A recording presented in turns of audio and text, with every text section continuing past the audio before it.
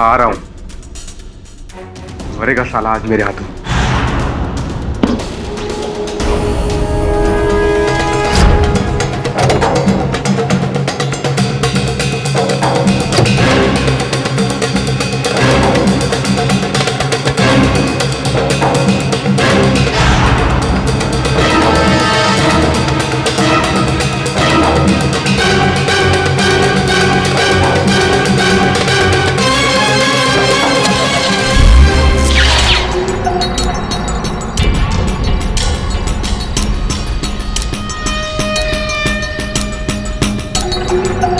कितनी देर लगा दिया आने में।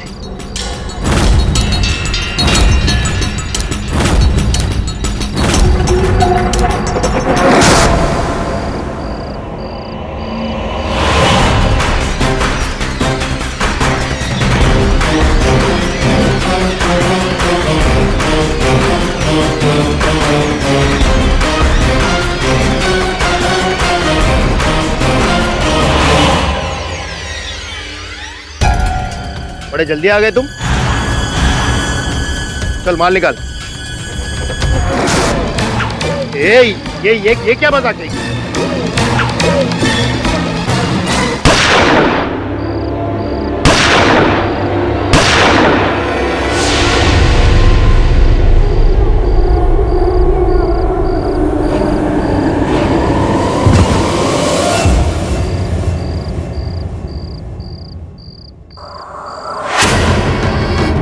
भैया भैया भैया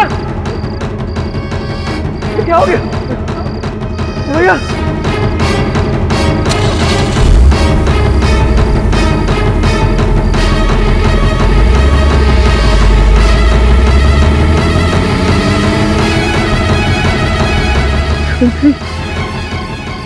भैया भैया ओ भैया भैया क्या हो गया भैया?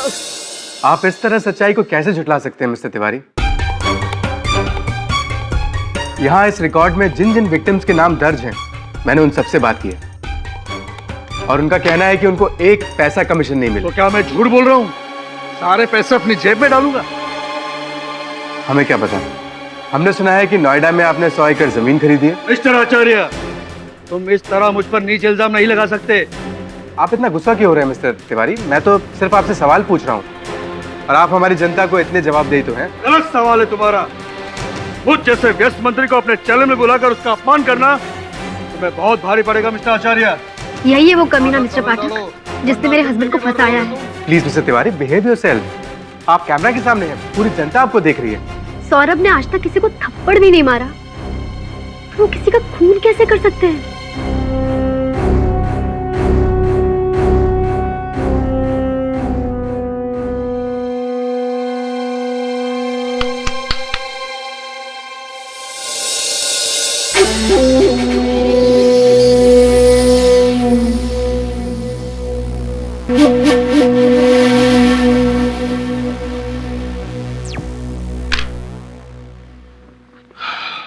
आपके पति सौरभ का स्वयं मैं भी प्रशंसक हूं। हर रात उसका कार्यक्रम देखता हूं। उसका केस अवश्य लड़ूंगा मैं, किंतु उससे पहले मैं भेंट करना चाहूंगा उससे। क्या क्या घटा उस समय उसके मुख से सुनना चाहूंगा। चलिए, इस केस के बारे में तुम जितना जानती हो बता दो, मैं लिख लेता हूं।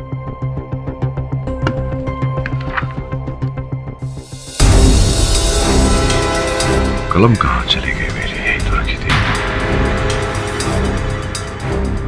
चलिए, पेन चली सही। बताइए। हाँ, मैं बताती हूँ आपको सब।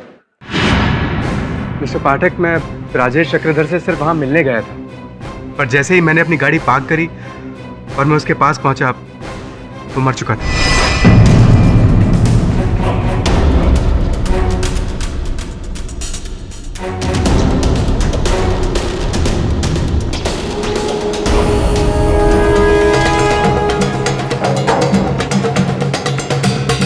मैं उसकी लाश देखकर दंग रह गया, घबरा गया।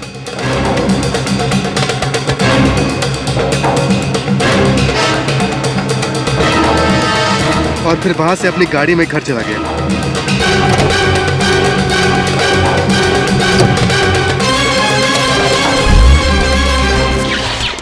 लेकिन इतनी रात गए इतनी सुनसान जगह पर, आप राजेश से मिलने क्यों गए थे? मुझे नहीं पता मुझसे ऐसी गलती क्यों हो जाती है। अगर किसी को पता चला ना सौरभ तो मैं मर जाऊंगी। क्या है ना मिस्टर पाठक, हमारे प्रोफेशन में ऐसा होता ही है। न्यूज़ इकट्ठी करने के लिए हमें खबरियों से मिलने जाना पड़ता है, और राजेश मुझे कोई इम्पोर्टेंट खबर देने वाला था, लेकिन उसके पास पहुंचने से पहले ही उसकी मौत हो चुकी थी। पता नहीं उसे किसने मारा। यार समझ में नहीं आ रहा है, इतने सीधे साधे केस के लिए मुझे क्यों बुलाया? मैंने असिस्टेंट भी लड़ सकता था। खैर अभी आ गया हूं तो 10 मिनट के अंदर केस खत्म कर दूंगा। It's a simple case your honour. 29 जून की रात सौरभ आचार्य ने राजेश चक्रधर, आरोपी सौरभ आचार्य ने राजेश चक्रधर को गोराई बीच के पास एक सुनसान रास्ते में किसी बहाने से बुलाया और उनकी हत्या कर दी। हत्या करने के बाद जब सौरभ आचार्य अपनी गाड़ी में जा रहे थे तब राजेश चक्रधर के भाई अशोक चक्रधर ने इनको जाते हुए देख लिया, गाड़ी को देख लिया और नंबर नोट कर लिया अपनी हथेली में। जी हाँ सर, MH048973 यही उस कार का नंबर है सर। सफेद कलर की कार थी सर। और जब पुलिस को सौरभ आचार्य की गाड़ी जो थी वहां पे पार्क मिली इनके घर के पास, तो उनके ग्लव बॉक्स में से एक गन भी मिली योर ऑनर। ये वो यही गन है योर ऑनर। और बैलिस्टिक रिपोर्ट से साफ साबित होता है, जो आपकी मेज पे पड़ी है, कि राजेश चक्रधर के शरीर से जो 3 गोलियां पाई गई है वो इसी गन से चलाई गई है। और फॉरेंसिक रिपोर्ट का ये कहना है कि इस गन पे जो उंगलियों के निशान है वो सौरभ आचार्य के है। 5 मिनट के अंदर अंदर इतने सारे सबूत मैंने पेश कर दिए हैं तो कोई बेवकूफ भी समझ जाएगा कि खूनी कौन है। यही तो प्रॉब्लम है योर ऑनर, कि बेवकूफों की सोच नहीं होती, समझ नहीं होती है, इसीलिए उन्हें बेवकूफ कहा जाता है। अब बेवकूफ ने ये नहीं सोचा कि राजेश चक्रधर जो एक खबरी था, जिनसे खबर प्राप्त करने सौरभ वहां गए थे, सौरभ उनकी हत्या क्यों करेंगे? एक मिनट ये गुप्त बात आपको कैसे पता चली? I mean, आपको किसने कह दिया कि राजेश चक्रधर एक खबरी था? मैं केस लड़ रहा हूँ, मेरा मुवक्किल है। नहीं, to the best of my knowledge, मैं भी प्रोसिक्यूटर हूँ। To the best of my knowledge Rajesh Chakradhar एक डिपार्टमेंटल स्टोर में फुल टाइम नौकरी करता था। और मैं यूं ही नहीं कह रहा हूँ, साबित भी कर सकता हूँ। उसके लिए योर ऑनर मैं मीरा, जो उसी डिपार्टमेंटल स्टोर में काम करती है, उसको यहाँ पे बुलाकर साबित कर दूँ। Permission granted.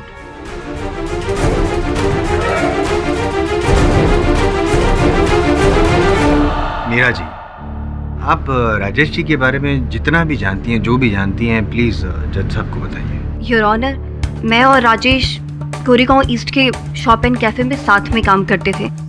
मैं कैश काउंटर पे और वो सिक्योरिटी में। हम लोग पिछले 4 साल से एक दूसरे को जानते हैं। और सर, मुझे नहीं लगता कि उसे मीडिया या पॉलिटिक्स की कुछ भी नॉलेज होगी सर। और मुझे बिल्कुल भी नहीं लगता कि वो एक खबरी हो सकता है। मुझे लगता है कि ये झूठ बोल रहे हैं। नहीं मीरा जी, देखिए क्या होता है कि खबरी का जो काम होता है वो छिपकर किया जाता है। शायद आप ये नहीं जानती, हो सकता है कि वो खबरी रहे हो, आपको इस बात का ज्ञान ना रहा हो। सर, इन सब के बारे में मुझे कुछ नहीं पता है। जहाँ तक मुझे पता है वो एक खबरी नहीं थे। जहां तक इन्हें पता है वो खबरी नहीं थे। जहां से इन्हें नहीं पता, क्या आपको वहां से कुछ पता है जो आप अदालत में साबित कर सकते? करूंगा ना। करिए। चाहने को कह दीजिए। आप जाइए।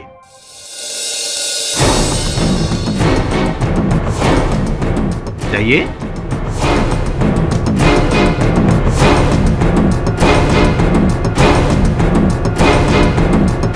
मीरा, आप अपनी जगह पर बैठ जाइए प्लीज। योर ऑनर, मैं कुछ कहना चाहती हूँ। कहिए। सर, मैंने उस लड़की को कहीं देखा है।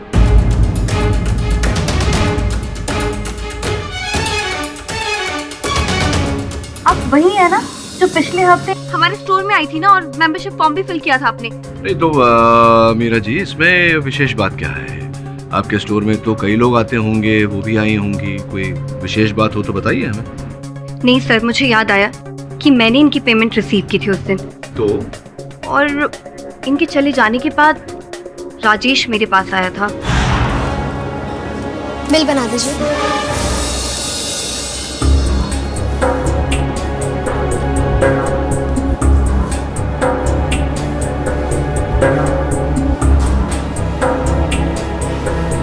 कैश पेमेंट और card payment? Card. Okay.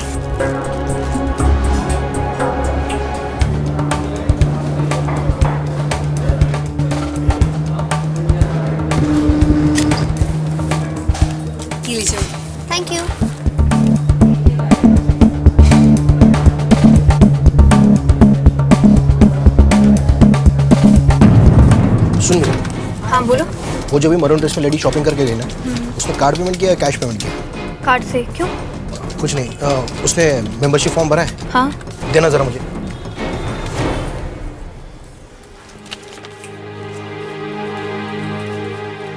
Pen देना जरा। राजेश, ये क्या कर रहा है तू? हाँ, किसी कस्टमर का नंबर इस तरह से। तुम अपना काम करो ना, मेरा नंबर्स का लेन देन तो लगा ही रहेगा।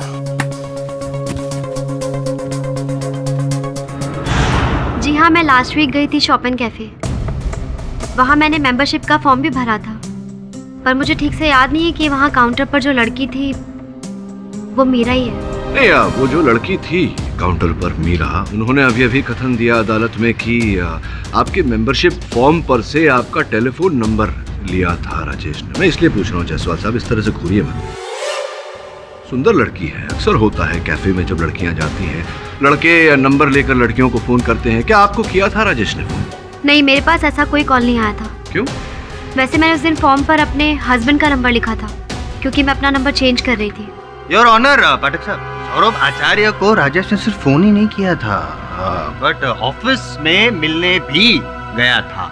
और मैं यूं ही नहीं कह रहा हूं, मैं साबित कर सकता हूं, और उसके लिए मैं मयंक को यहाँ कटघरे में बुलाना चाहता हूं।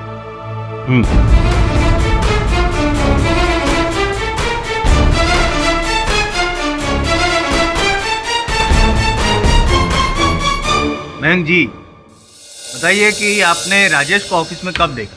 वही जिस दिन सौरभ ने सदानंद तिवारी का इंटरव्यू लिया था, उसी की जस्ट बात। वेल डन सौरभ, क्या खिंचाई की तुमने मिनिस्टर की। गट्स।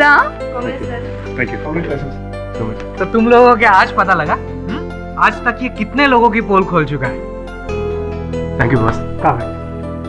गाइस, सौरभ मेरी चैनल का महाराणा प्रताप है, एकदम निडर और हमेशा सतर्क। और उनकी गिदड़ गप्पियों से घबराना नहीं तुम। हाँ, I'm with you। Thank you boss. Saurabh sir, आपसे कोई राजेश चक्रधर मिलने आया। हाँ, मेरी उनसे फोन पे बात हुई थी, उन्हें मेरे केबिन में भेज दो। ठीक सर।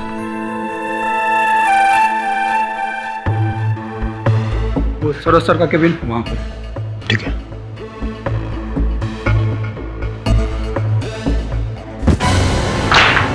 सॉरी, माफ कीजिएगा।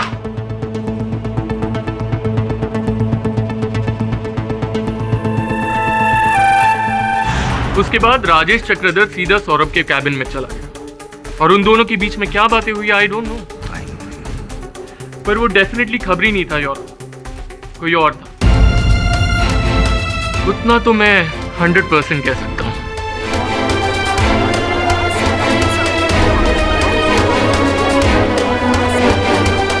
मिस्टर सौरभ आचार्य, क्या आप राजेश चक्रधर के बारे में कुछ और सच्चाई बताना चाहेंगे अदालत को, जो अब तक अदालत को नहीं मालूम? योर ऑनर, जहाँ तक मैं जानता हूँ राजेश एक खबरी था। झूठ बोल रहे हैं आप, सफेद झूठ। आप एक खबरी को मिलने जाते हैं गाड़ी में गन लेकर और बैग में 10 लाख रुपए लेकर। ऐसी कौन सी खबर देने वाला था, और ऐसी कौन सी खबर नहीं दी उसने जिसके बदले में आपको गुस्सा आया और आपने उसकी जान ले ली? Objection your honour. Your honour, सबसे इम्पोर्टेंट बात यह है कि जब पुलिस गई थी इनके घर पे तलाशी लेने के लिए तो एक बैग मिला था। पाठक साहब, ये बैग, और यही बैग है जिसमें 10 लाख रुपए थे। योर ऑनर, 10 लाख रुपए। जानते हैं जायसवाल साहब की इसमें एक आश्चर्यजनक बात है। कैसे? योर ऑनर, इन नोटों के सीरियल नंबर की जांच के बाद पता चला है कि इनमें से 7 लाख रुपए सौरभ के अकाउंट चार्टर्ड बैंक से निकाले गए, लेकिन बाकी के 3 लाख रुपए मिस रूपल पटेल की बैंक अकाउंट से निकाले गए। मैं जानना चाहूंगा उन्हें यहाँ बुलाकर कि उनके बैंक अकाउंट से निकाले गए 3 लाख रुपए सौरभ की बैग में कैसे आए।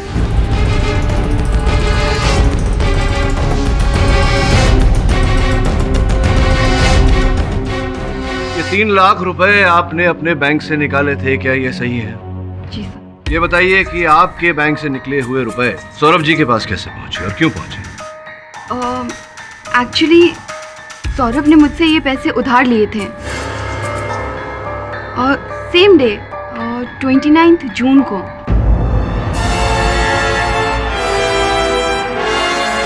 कुछ काम डिस्कस करने के लिए मैं उसके कैबिन में गई थी। सौरभ, आज शाम की न्यूज़ डिबेट के लिए हमने कुछ फैक्ट्स इकट्ठे किए। डिस्कस करनी थी तुम्हारे साथ। रूपल प्लीज यार, मुझे 2-3 दिन के लिए माफ कर दो। तुम्हें जो भी काम है बॉस के साथ मिलकर हैंडल कर लो। पर तुम इतने परेशान क्यों नजर आ रहे हो? Any problem? हाँ यार, है एक प्रॉब्लम। खैर छोड़ो ना। कम ऑन, बताओ, may be I can help you. Okay Rupal, can you give me 3 lakh rupees? Urgent requirement है। मैं तुम्हें नेक्स्ट मंथ ही रिटर्न कर दूंगा। वो क्या है कि मेरी वाइफ की मदर आईसीयू में एडमिट है और उन्हीं के इलाज के लिए मुझे बनारस पैसे भिजवाने हैं। ओके ठीक है, I give it to you. Thanks. मैंने सौरभ को उसी दिन अपने अकाउंट से 3 लाख रुपए निकालकर दे दिए थे, लेकिन आज सुबह जब मैं अदालत आ रही थी तो बाहर प्रेमिसेस में मुझे सौरभ की वाइफ मिली। हे संजना। हाय। कैसी है आपकी मम्मी अभी? मम्मा बिल्कुल ठीक है। क्यों, क्या हुआ उन्हें? अरे आईसीयू में भर्ती थी ना? नहीं, मेरी मम्मा बिल्कुल ठीक है। किसने कहा तुमसे? आई एम श्योर किसी ने मजाक किया होगा। आधे घंटे पहले मेरी मम्मा से बात हुई है। लेकिन जब खुद संजना कह रही है कि उसकी मम्मी बिल्कुल ठीक है, तो फिर सौरभ ने मुझसे झूठ कहकर 3 लाख रुपए क्यों मांगे?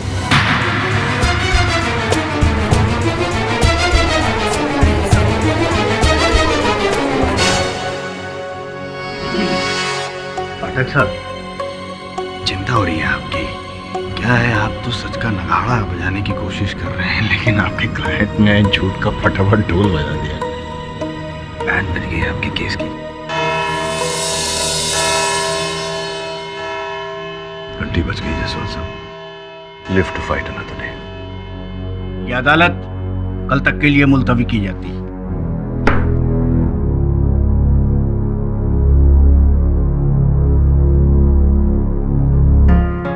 क्या कर रहे थे? सर मेरी बाइक की चाबी सर।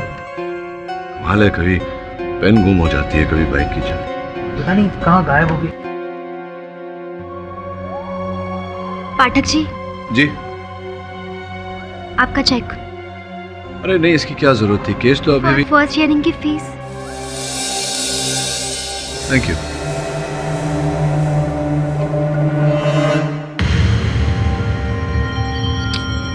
सर बाइक की चाबी नहीं मिली। मुझे मिल गया।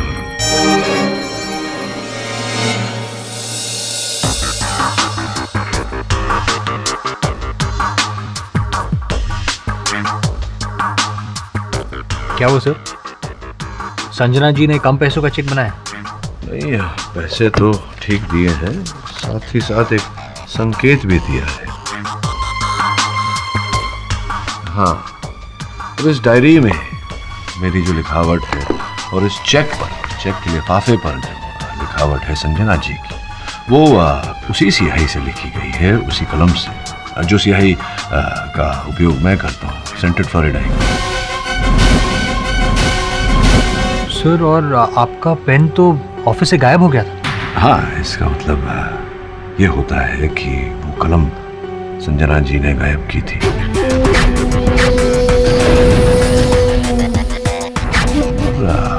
उस दिन अदालत में तू संजना जी के बगल में ही बैठा था जब तेरी बाइक की चाबियां लापता हो गई।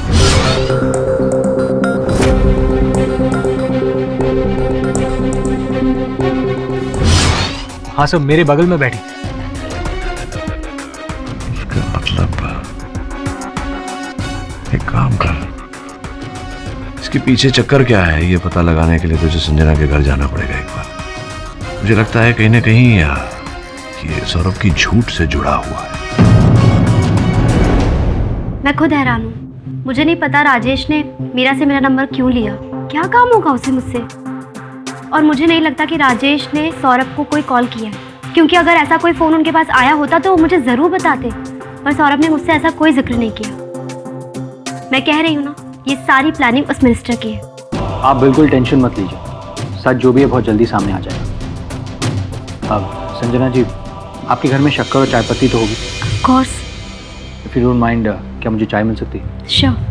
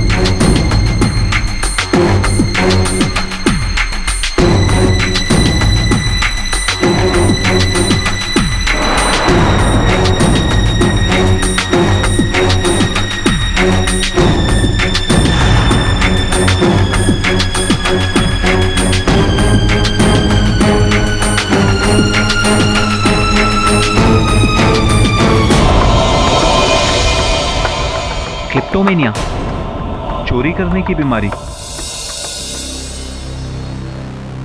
मेरी वाइफ एक क्लेप्टोमैनियक है।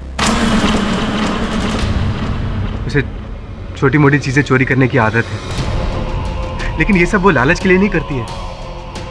पता नहीं, एक तरह की तलब है।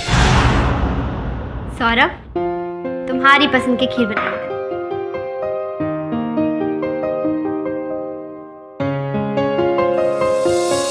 ये चम्मच? ऐसा चम्मच तो हमारे घर नहीं है ना।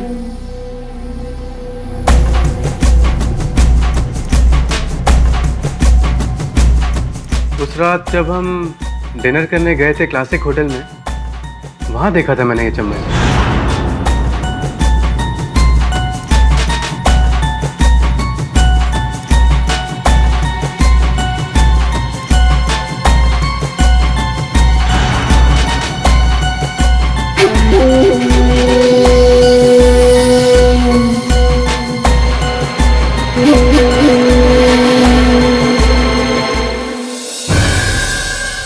नहीं सौरभ, वो पड़ोस में जो है ना, मैं चेंज कर देती हूँ। तुमने ये चम्मच चुराया ना संजना? क्या संजना, कब तुम अपनी आदतों से बाज आओगी? कब जाएगी तुम्हारी ये चोरी करने की बीमारी यार? Sorry, really sorry. मुझे भी नहीं पता मैं ऐसा कैसे कर बैठती हूँ। जानती हूँ ये गलत है, चोरी है, पता नहीं मेरे हाथ क्यों। तुम्हें पता है, तुम्हारी इस आदत की वजह से ना। सॉरी सौरभ, मुझे नहीं पता मुझसे ऐसी गलती क्यों हो जाती है। 1 साल से मैं साइकियाट्रिस्ट के पास जा रही हूँ, कोई फायदा नहीं हो रहा। मैं जानती हूँ तुम मेरी वजह से कितनी बार एम्बैरेस हो चुके हो। शायद कोई और होता तो मुझे छोड़ चुका होता अब तक। अगर किसी को पता चला ना सौरभ, तो मैं मर जाऊंगी। मैं मर जाऊंगी, मैं शर्म के मारे मर जाऊंगी। मैं नहीं जी पाऊंगी, मर जाऊंगी। ऐसा क्यों बोल रहे हो संजना? आप जस्ट रिलैक्स, सब ठीक हो जाएगा। किसी को कुछ पता नहीं चलेगा, ओके? किसी को कुछ पता नहीं चलेगा। मैं हूं ना, रिलैक्स। मैंने संजना से वादा किया था कि उसकी कड़वी सच्चाई मैं दुनिया के सामने कभी नहीं आने दूंगा, उसे कभी शर्मिंदा नहीं होने दूंगा। और इसीलिए मैंने अदालत में और आपसे झूठ कहा। नहीं, वो तो ठीक है, लेकिन इसका राजेश की हत्या के केस के साथ क्या लेना देना है, ये नहीं समझ रहा हूँ। जी मैं आपको बताऊंगा मिस्टर पाठक, लेकिन मैं आपसे हाथ जोड़ के प्रार्थना करता हूँ, आप मेरी बीवी की चोरी करने की आदत के बारे में किसी को मत बताइएगा, प्लीज मिस्टर पाठक। पहले सच बताओ, मुझे अपना काम करने दो। अब बोलो, सत्य क्या है? डॉक्टर प्लीज मेरी हेल्प कर लीजिए। मेरे पास इसके अलावा कोई और चारा नहीं है। मैं जानती हूँ कि ये गलत है, मगर आप समझने की कोशिश कीजिए। मेरे पास और कोई रास्ता भी तो नहीं है। मैं कहाँ भटकती फिरूंगी? Please doctor. देखिए, हमारी क्लिनिक में ये सब नहीं होता है और मैं आपकी कोई मदद नहीं कर सकती हूँ।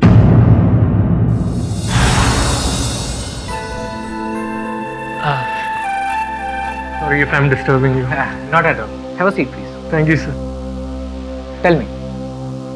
बॉस, वो सौरभ का कुछ पता नहीं क्या होगा, फांसी या फिर उम्र कैद, पर हमें तो 100% अपने शो के बारे में सोचना होगा। और खासकर 9 बजे की न्यूज़ डिबेट, जिसके इतने सारे व्यूअर्स हैं, उसके लिए तो नया होस्ट तो डिसाइड करना होगा। इतना टेंशन क्यों ले रहे हो मैंक? होस्ट हमारे सामने है। सी मैंक, 9 o'clock का जो डिबेट शो है वो अब से रूपल होस्ट करेगी। Oh my God! Congrats, Rupal. Thank you, Mr. Desai. Pleasure. Congrats. Thank you. Hello, अच्छा जीवन बीमा वाले बोल रहे हैं? हाँ जी, बोलिए। जी राजेश का सब कुछ मैं ही हूँ, मेरे सिवा और कोई नहीं है उसका। हाँ तो कब आ रहे हो आप लोग बीमा का पैसा लेकर? हाँ थोड़ा जल्दी आना प्लीज। हाँ जियो भाई, तू ऊपर गया तो गया लेकिन नीचे मुझे सेट कर गया। तू चिंता मत कर, तेरा श्राद्ध मैं बड़े धूमधाम से रीति रिवाज से करूंगा ताकि तेरी आत्मा भी कहीं सेट हो जाए। मजा आ गया। योर ऑनर, इस मुकदमे को आगे बढ़ाने से पहले मैं कुछ वस्तुएं अदालत के समक्ष प्रस्तुत करना चाहूंगा। Permission granted. ये मेरी कलम और ये मेरे सहायक की खोई हुई बाइक की चाबियां। मिस्टर पाठक प्लीज प्लीज आप कुछ मत बोलिए। मुझे बोलने दीजिए सौरभ जी। सच को छिपाकर कभी किसी को कोई लाभ नहीं हो, और मैं यहाँ आपके पत्नी की भावनाओं को ठेस नहीं पहुंचाना चाहता, केवल सत्य को बाहर लाना चाहता। ट्रस्ट मी योर ऑनर, वास्तविकता में इनकी पत्नी संजना जी को एक बीमारी है, kleptomania.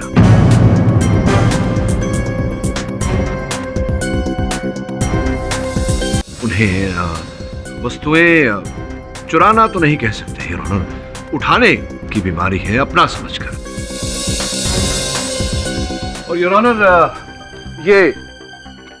Honour doctor Mehul Shukla का ये प्रिस्क्रिप्शन जहां से संजना जी चिकित्सा करवा रही थी, इस बात का प्रमाण है। आपके प्रमाण का मुझे सम्मान है पाठक साहब, लेकिन इनकी जो निजी बीमारी है उसका हवाला देके आप केस को भटकाना क्यों चाहते हैं? क्योंकि इस केस का प्रारंभ इस बीमारी के कारण ही हुआ था मिस्टर जायसवाल। संभवतः आपको इस बात की जानकारी नहीं होगी कि ये केस उसी दिन शुरू हुआ था जिस दिन Sanjana ji shop and cafe में गई थी। वहाँ वाउचर भरा था उन्होंने, एग्रीमेंट, वहाँ से उन्होंने ये इत्तर की बोतल चुरा कर अपने बैग में रखी थी।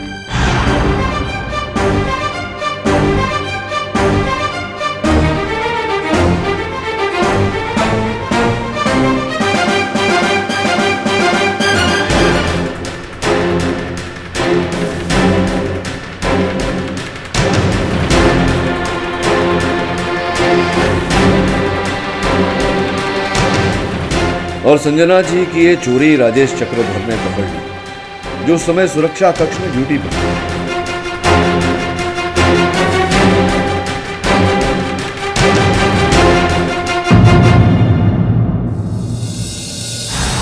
इस घटना के पश्चात योर ऑनर, जैसा कि मीरा जी ने अपने कथन में कहा था, राजेश जी ने उनके मेंबरशिप फॉर्म पे से नंबर लिया, उन्हें फोन किया, लेकिन चूंकि वो नंबर सौरभ जी का था, घंटी इनके फोन पर बजी।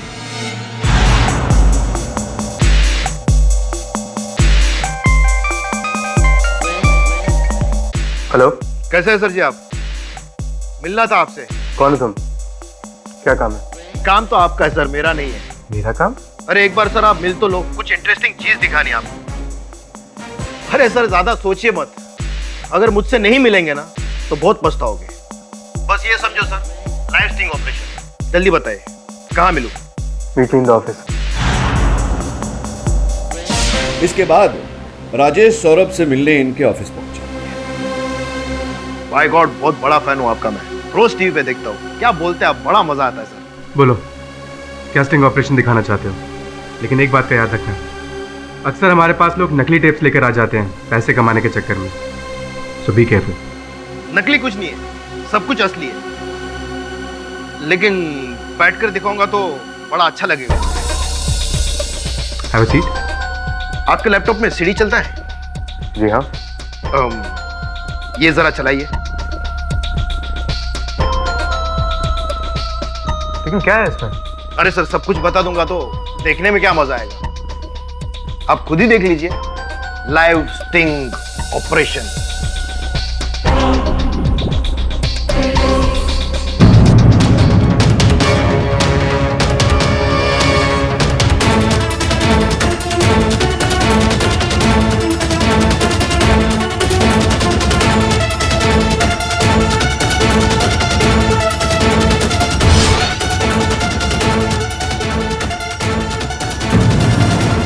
चौंक गए ना जर्नलिस्ट बाबू? अभी एक ईमानदार शरीफ आदमी की औरत ऐसी ऊंची हरकत करेगी तो झटका तो लगेगा ही, वो भी 1000 वोल्ट का।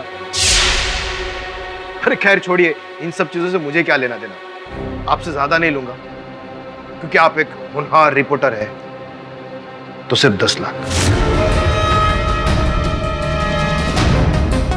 10 लाख 2 दिन के अंदर दे जाना और ये सीडी ले जाना, ठीक है? कमीने, तू मुझे ब्लैकमेल करेगा? रुक रुक, मैं अभी पुलिस को फोन करता हूँ। अरे ना ना ना, पुलिस को बुलाने की क्या जरूरत है? फिर तो ना ये स्टिंग सिर्फ तुम्हारे चैनल पर नहीं, देश के सारे चैनल पर चलेगा। कितनी बदनामी होगी तुम्हारी, है ना? अच्छा लगेगा। लोग क्या कहेंगे कि एक बहुत बड़े मीडिया रिपोर्टर की बीवी छोटे मोटे दुकान से परफ्यूम चुराती है। अच्छी बात नहीं है ना? ये जो परफ्यूम की खुशबू है ना, तुम्हारे करियर को पूरा सड़ा देगी। और जो पूरा दिन तुम ये नेता मंत्रियों की ये सब जो खिंचाई पिटाई करते रहते हो ना न्यूज पे, वो सब तो तुम्हारी बैंड ही बजा देंगे। सिर्फ 10 लाख का सवाल है, 10 लाख। जोर जबरदस्ती नहीं है। अगर आप कहेंगे तो मैं यहाँ से चला जाऊंगा, रिवर्स गियर मार के यहाँ से चला जाऊंगा और सीधा जाऊंगा मंत्री जी तिवारी जी के पास जाऊंगा। वो वैसे भी आप पे घात खाए हुए, वो तो ये सीडी 20 लाख में लेने को भी तैयार हो जाएगी। सोच लो, कोई जोर जबरदस्ती नहीं है।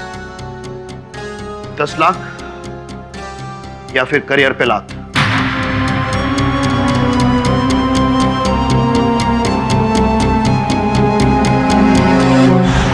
योर ऑनर, सौरभ जी को अपने व्यवसाय से अधिक अपनी पत्नी की चिंता थी, इसीलिए राजेश जी के ब्लैकमेलिंग के आगे इन्होंने अपने घुटने टेक दिए और 10 लाख रुपए देने को राजी हो गए।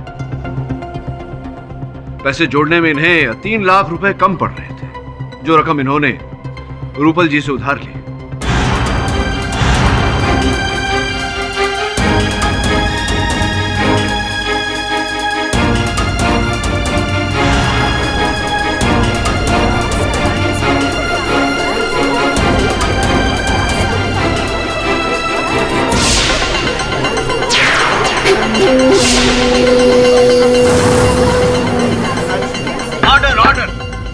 वेरी गुड पाठक साहब, पूरी कहानी बता दी है तो क्लाइमेक्स भी बता दीजिए ना प्लीज।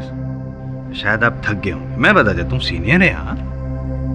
योर ऑनर, अब तक हमें ये पता नहीं चल रहा था कि आखिर सौरभ जी ने राजेश जी का खून किया क्यों, लेकिन अब तो वो भी पता चल गया। मोटिव ऑफ मर्डर क्लियर हो गया योर ऑनर। मैंने किसी की हत्या नहीं किया योर ऑनर। मैं तो राजेश को 10 लाख रुपए देके सीडी हासिल करने गया था, लेकिन वहां पहुंचने से पहले ही राजेश मर चुका था। झूठ बोल रहे हैं आप।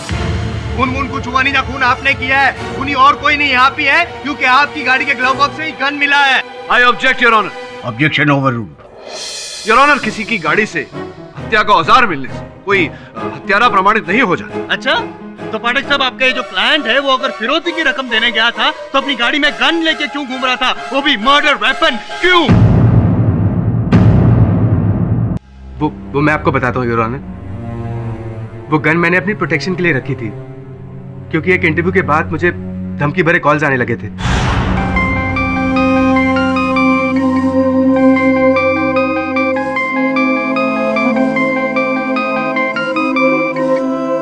हेलो सौरभ आचार्य, तूने तिवारी भैया जी से पंगा लेके अच्छा नहीं किया है, और चर्बी चढ़ गई है ना तुझे।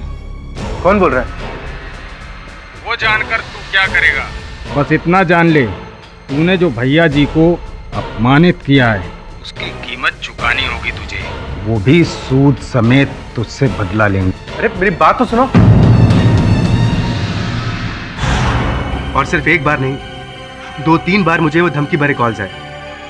नॉर्मली मैं इन कॉल से घबराता नहीं हूँ, लेकिन जब मेरी बॉस से मेरी बात हुई तो क्या करूं मिस्टर देसाई? चूड़ियां पहनकर घर में बैठ जाऊं? ऐसा मैंने कहा सौरभ, लेकिन तुम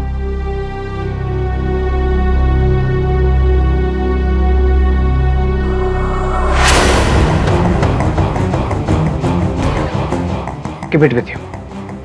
मैं इस गन का क्या करूंगा मिस्टर देसाई? क्या करूंगा मतलब अपनी हिफाजत करोगे सौरभ? तुम्हें थ्रेटनिंग कॉल्स आ रहे हैं, तुम पर हमला भी हो सकता है, और वैसे भी तुम लेट नाइट घर जाते हो। Please keep it.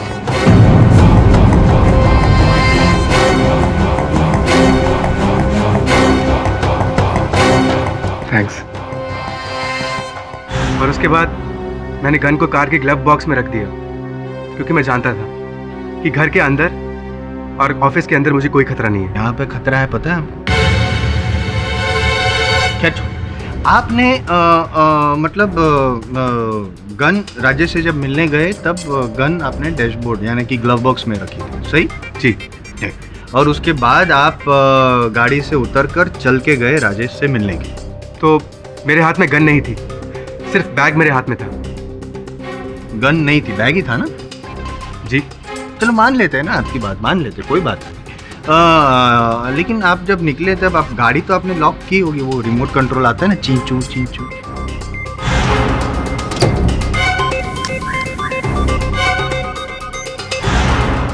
लॉक किया था।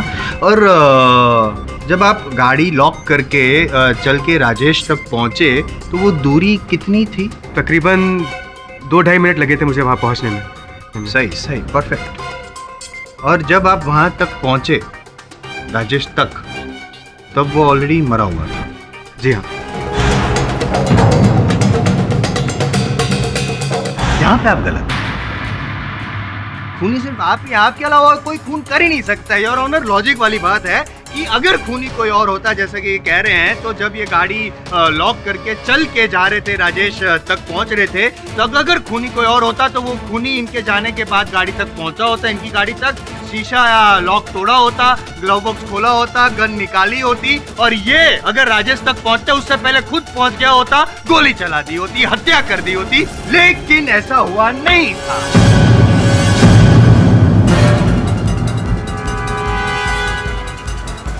क्योंकि जब तक सबसे पहले तो ये जनाब वहां पे पहुंच चुके थे योर ऑनर, और अपना काम तमाम कर चुके थे। नहीं, मैंने ऐसा कुछ नहीं किया। अरे तो फिर सिर्फ दो मिनट के अंदर कैसे आप वहां पे पहुंचे? उससे पहले क्या कोई भूत आया जो उड़ता उड़ता आया, आपकी गाड़ी का शीशा खोला, ग्लव बॉक्स खोला, गन निकाली, उड़ता उड़ता वापस गया और फिर गोली भी चला दी? ऐसा हुआ था क्या? है देखिए मेरी क्या देखूं मैं? आप नहीं देख सके थे कि कौन था वो बंदा जिसने गोली चलाई? अरे देखा नहीं, चलो कोई बात नहीं, इनविजिबल भूत था, लेकिन क्या गोली चलने की आवाज भी नहीं सुनी आपने? हाँ, अरे झूठ बोल रहे हैं, कितना उल्लू बनाएंगे आप सबको, कितनी झूठी कहानी बनाएंगे। मैं मानता हूँ कि गन कार के ग्लव बॉक्स में थी, मगर मुझे नहीं पता उस गन से खून कैसे हुआ।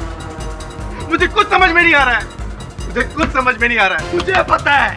मुझे पता है वो खून कैसे हुआ। योर ऑनर, बहुत सिंपल सी बात है, राजेश ने इनको धमकाया, ब्लैकमेल किया कि वो अगर सीडी चाहिए तो 10 लाख रुपए दे। इनको गुस्सा है, गुस्सा तो आना ही चाहिए। आया था कि नहीं गुस्सा?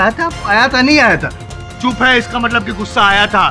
लेकिन अपनी जो पत्नी थी उसकी बीमारी को छुपाने के लिए वो वहां तक गए, राजेश को पैसे देने के लिए गए, लेकिन इनके अंदर का जो गुस्सा था उसको वो झुका नहीं पाए योर ऑनर, और राजेश चक्रधर को मार दिया।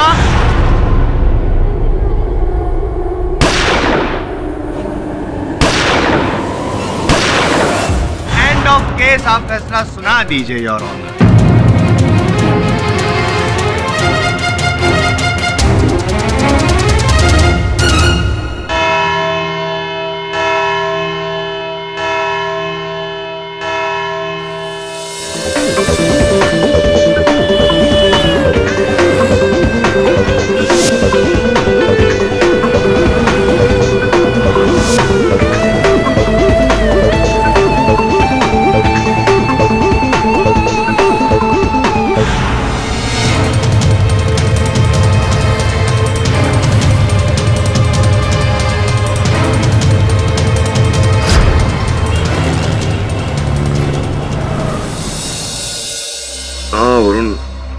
तो हैरानी वाली है, मयंक और तिवारी के बीच में क्या नाता हो सकता है? कुछ समय पहले एक राष्ट्रीय चैनल पर तिवारी ने सौरभ को जान से मार देने की धमकी दी थी। क्या लगता है तुझे, कहीं ऐसा तो नहीं कि मयंक की सहायता लेकर तिवारी ने यह खेल रचा हो? सर, मुझे भी ऐसा ही लग रहा है। सर, एक और बात है, सौरभ की जगह उनके बॉस सिद्धार्थ ने रूपल को प्रमोट किया। अब उनके चैनल की लीडिंग रिपोर्टर रूपल है। हाँ माँ, बहुत बड़ा ब्रेक मिला है मुझे। अब आप देखना मैं पापा का नाम कैसे रोशन करती हूँ। बस एक बार, 1 मिनट मामा, दरवाजे पे कोई है, मैं आपको थोड़ी देर में फोन करती हूँ।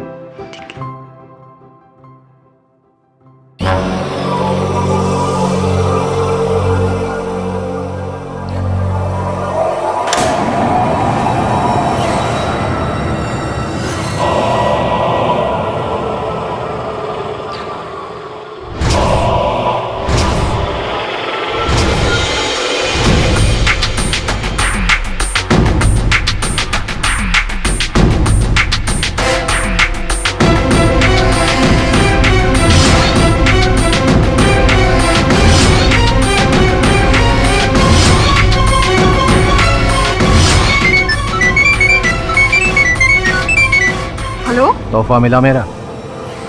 कौन हो तुम? जानकर क्या करोगी? बस 25 लाख रुपए लेकर रात के 10 बजे जोगस पार्क के पीछे वाले कोस्टा विला आ जाना, वरना ये सीडी। कौन हो तुम जो मुझे ब्लैकमेल कर रहे हो? ये सीडी तो राजेश के पास थी और वो तो मर चुका है। पर धंधा आज भी जिंदा है।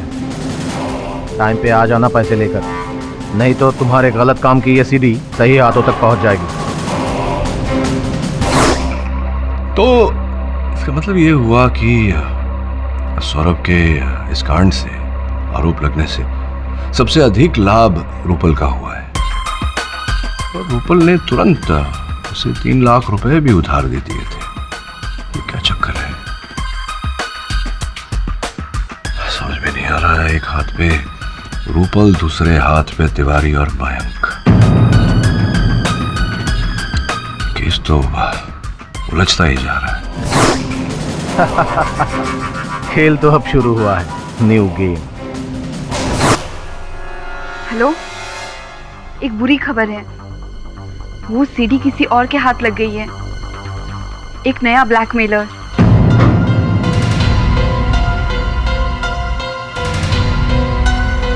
मिस्टर देसाई, मुझे आपसे कुछ अर्जेंट बात करनी है right now. Call you back.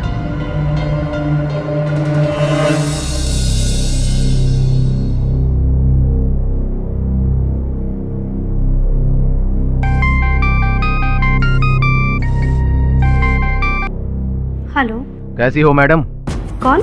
हर कोई मुझसे यही सवाल करता है और मैं सबको एक ही जवाब देता हूँ। नाम जानकर क्या करोगे मैडम? काम सुनो। वैसे तो आपकी चोरी के किस्से अदालत तक पहुँच चुकी है, लेकिन पूरी दुनिया के सामने नहीं। कौन हो तुम? पूरी दुनिया देखेगी आपकी करतूत और आप बन जाओगी इंटरनेशनल चोरनी। नहीं तो मैं ऐसा नहीं कर सकते। और वो वीडियो तो राजेश के पास था ना? राजेश तो मर चुका है, तो तुम कौन हो? फिर वही बेकार की बात। अरे कौन जिंदा है कौन मर गया ये इम्पोर्टेंट नहीं है मैडम। इम्पोर्टेंट ये है कि आज रात 15 लाख रुपए लेकर जोगस पार्क के पीछे वाले कोस्टा विला आ जाना, नहीं तो कल सुबह तक पूरी दुनिया के सामने आपकी चोरी के किस्से मशहूर हो जाएंगे।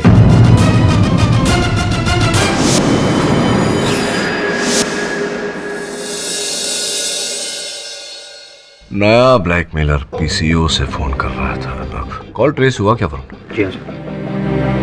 सर मुझे बहुत डर लग रहा है। तुम निश्चिंत रहो संजना, हो सकता है कोई यूं ही तुम्हें बेवकूफ बना रहा है, पैसे ऐंठने की कोशिश कर रहा है। एक बात तो निश्चित है कि जो भी है ये व्यक्ति वो इस केस से जुड़ा हुआ है, इस केस के हर पहलू को जानता है, लेकिन इस बात की कोई गारंटी नहीं कि वो सीडी उसके पास है या नहीं। तो बुलाया है तो मिलने तो जाना पड़ेगा। जाएगा वरुण? Yes sir.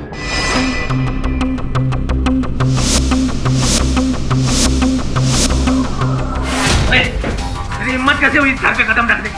मुझे पता नहीं ये घर अब मेरा है, मेरा। देख अशोक, मैं ना तेरी मुंह नहीं लगना चाहती। मेरा कुछ जरूरी सामान रखा है अलमारी में। ओए खबरदार अशोक, मेरा सामान। खबरदार, तेरी सारे पैतरे समझ रहा हूँ मैं।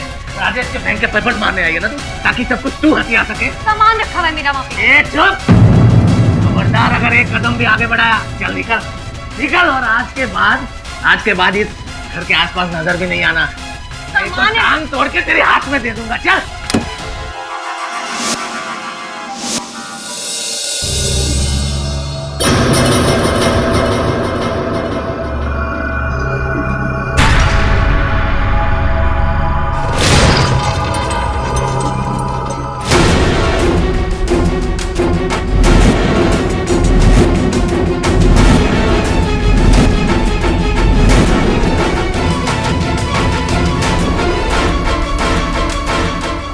पैसे का? अरे वो मैडम पैसे, अरे वो मैडम पैसे।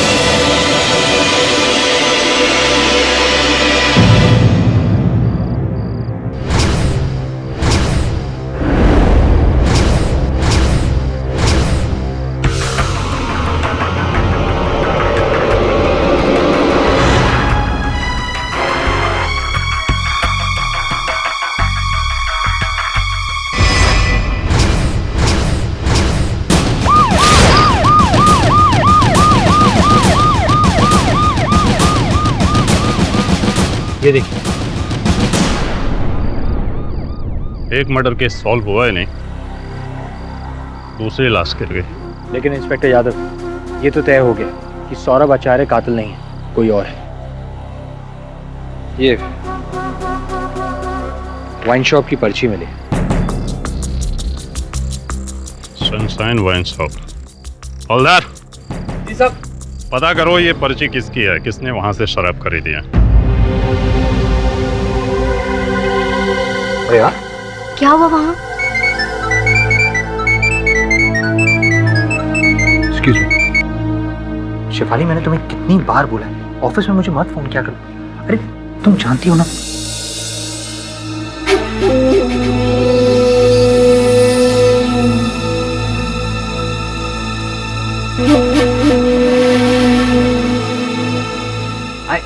आई लव यू यार। Okay bye. आप अभी तक गई नहीं? जब तक मुझे ब्लैकमेलर का पता नहीं चलेगा मुझे नींद नहीं आएगी। वरुण, क्या हुआ वहाँ पर? वो वरुण, क्या सुन रहा हूँ मैं? रूपल की हत्या हो गई? क्या? हाँ सर, मैं जब कौशबिला पहुंचा तो थैंक गॉड मैं घर नहीं गई। उस ब्लैकमेलर ने उसे मारा होगा। देखिए संजना जी, आप निश्चिंत रहिए। किसने किसको मारा ये तो तहकीकात के बाद ही पता चलेगा। आप जाइए, घर जाइए, और अगर आपको किसी ब्लैकमेलर का या कोई धमकी भरा फोन आता है तो मुझे सूचित कीजिए। जाइए आप।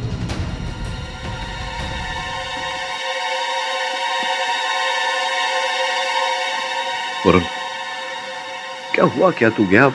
क्या कुछ मिला? सर, एक वाइन शॉप की पर्ची मिली थी, मैंने इंस्पेक्टर यादव को दे दी। और फिर जब मैं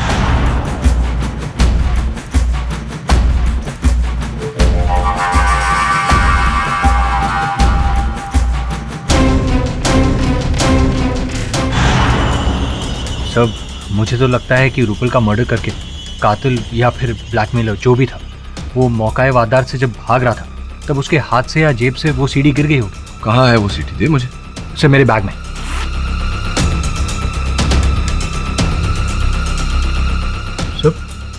सर वो सीडी मैंने डायरी के बीच में रखी थी और वो डायरी इस बैग में थी। पता नहीं डायरी कहाँ गायब हो गई। डायरी गायब नहीं हुई है, डायरी गायब कर दी गई है, और गायब करने वाली अभी अभी कुछ समय पहले वहीं बैठी थी जहाँ तू बैठा है। क्लेप्टोमेनिया।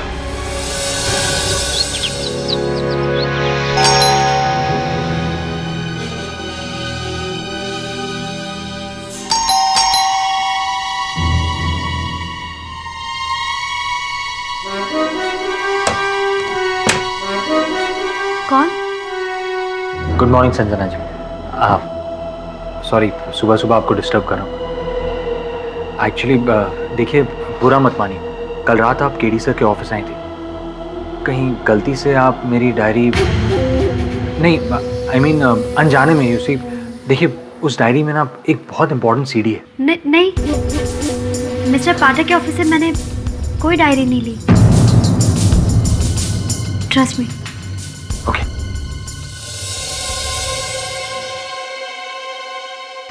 हाँ सावंत, पता किए थे वाइन शॉप का? शाबाश, चलो गाड़ी निकालो।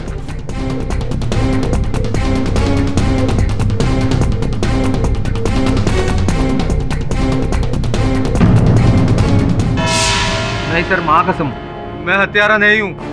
इतना कबूल करता हूँ कि मैं रूपल जी को ब्लैकमेल कर रहा था। हाँ भाई, ब्लैकमेल कर रहे थे, हत्या आपने की, यही सब तो किया आपने। राजेश के साथ पहले से आप उसके धंधे में जुड़े हुए थे। जी नहीं पाठक जी, मैं तो दरअसल राजेश से मिलने जब मैं गोराई बीच पर पहुंचा तो वो मरा हुआ था,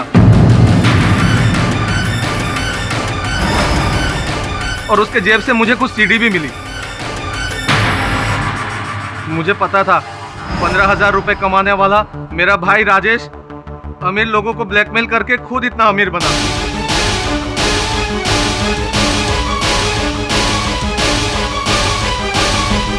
मेरे अंदर भी थोड़ी लालच आ गई साहब। जैसा मैंने किसी का खून नहीं किया, और रूपल जी से मिलने जब मैं तय वक्त पर पहुंचा तो वो मरी पड़ी थी साहब। आप ही के साथ ऐसा क्यों होता है कि जब आप पहुंचते तो लाश वहां पहले से पड़ी होती है? खत्म नहीं हो रहा कुछ मुझे। और राजेश जी के मृत्यु के बाद तो उनकी पूरी धन संपत्ति, मकान इत्यादि सबके मालिक आप ही बन बैठे हैं। तो ये है आपकी हत्या का मकसद। आपने सोचा रोज अपने भाई से 200-400 रुपए क्या मांगने, एक ही बार में सफाया करके पूरी धन संपत्ति प्राप्त कर। क्यों? जी नहीं सर, सर मैंने अमीर बनने का सपना जरूर देखा था, पर मेरे भाई को मार कर नहीं। सर राजेश की जिस संपत्ति के बारे में आप बात कर रहे हैं, उस पर मुझसे ज्यादा किसी और की नजर थी। अच्छा, किसी और की? रियली? किसकी बताइए। कल रात को भी जबरदस्ती घर में घुसकर अपना हक जताने आई थी। वो सामने बैठी है मेरी भाई की प्रेमिका। कौन? मीरा?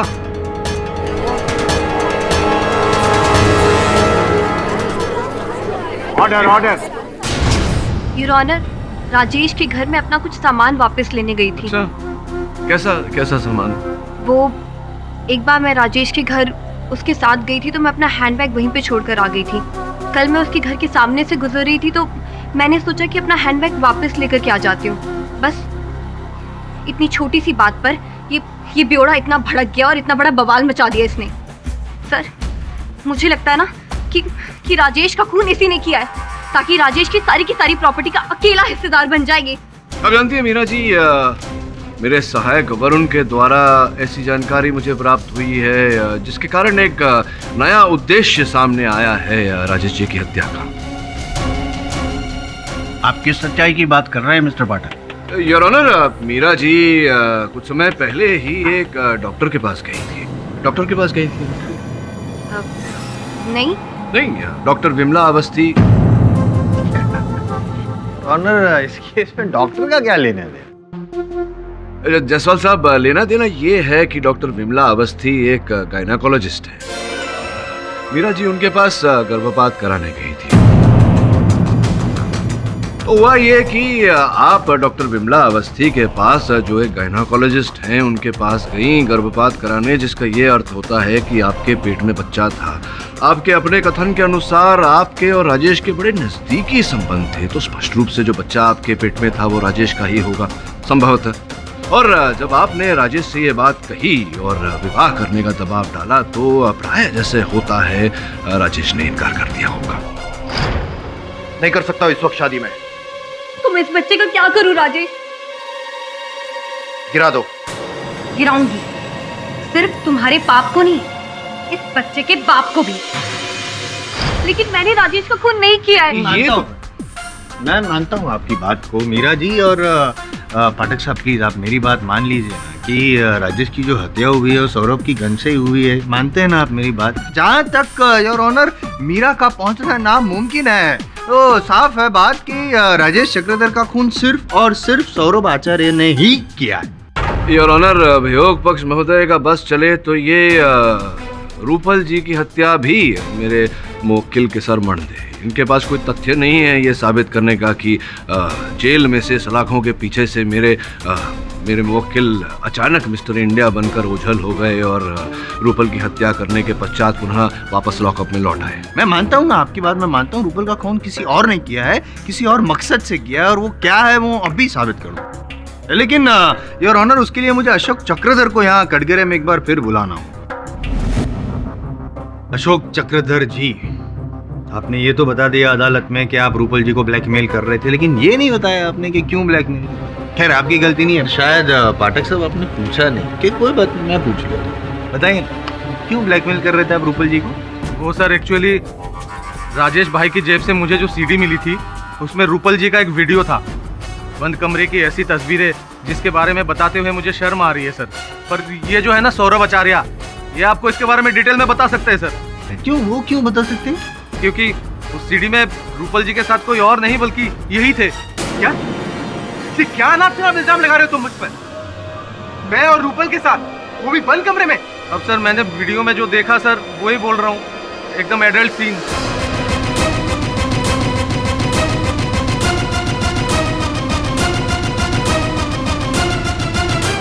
अरे जायसवाल साहब, ये आप इतने वरिष्ठ वकील हैं, आप तो जानते हैं कि केवल कथन देने से कुछ नहीं होता, साथ में प्रमाण भी होना चाहिए।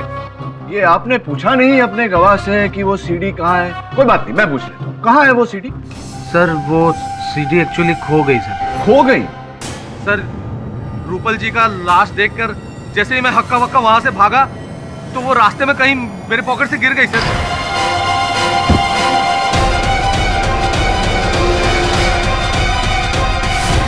योर ऑनर, इनके जेब से वो सीडी गिर गई।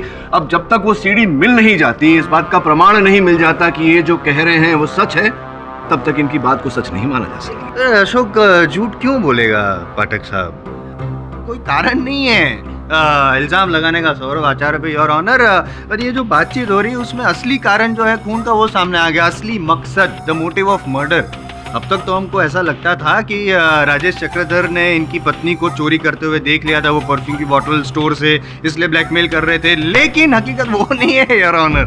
हकीकत तो ये है इनके जो नाजायज संबंध अफेयर चल रहा था रूपल के साथ, उसके बारे में राजेश चक्रधर को पता चल गया था, इसलिए वो ब्लैकमेल कर रहे थे। वो मोटी रकम मांगी होगी, 10 लाख शायद। गुस्सा आ रहा है अभी, देखो जैसा गुस्सा आ रहा है, उस वक्त और भी गुस्सा आया होगा, और इस गुस्से की वजह से मौत की नींद सुला दी राजेश चक्रधर को। और योर ऑनर, जहां तक इनके जो संबंध थे रूपल जी का, उनके दोनों के नाजायज संबंध का सवाल है, तो मैं यूं ही नहीं कह रहा हूं। जिस न्यूज चैनल में दोनों काम करते थे, उस न्यूज चैनल के कुछ कलीग्स भी आए हुए हैं। और सबसे बड़ी बात, खबरदार न्यूज चैनल के ओनर सिद्धार्थ देसाई जी फिलहाल हमारे साथ मौजूद है और कोई गर्मा-गर्म खबर देना चाहते हैं, ब्रेकिंग न्यूज। योर ऑनर, अगर आपकी परमिशन हो तो यहाँ बुलाओ। Permission granted. Your honour, Saurabh और रूपल मेरी चैनल के बड़े ही होनहार रिपोर्टर थे, लेकिन अब काम के अलावा उनके बीच में क्या रिलेशन थे मुझे नहीं पता, ना तो कभी मैंने उसकी जासूसी की है। लेकिन जब भी सौरभ की कैबिन में जाओ, अधिकतर वहाँ पे रूपल भी होती थी।